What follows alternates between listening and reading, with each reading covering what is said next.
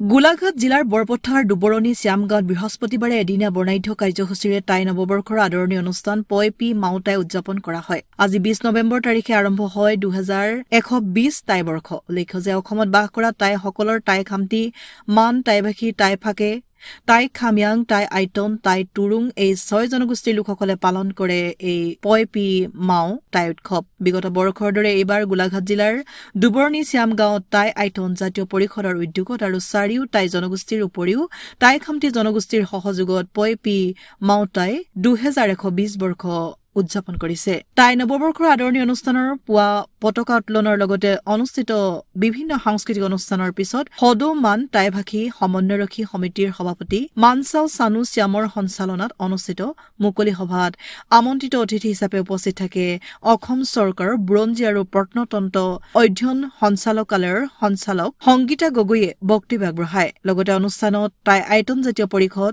টাই ফাকে জাতীয় পৰিষদকে আদি কৰি আন কেইবাগৰাকী বিশিষ্ট ব্যক্তি উপস্থিত থাকে।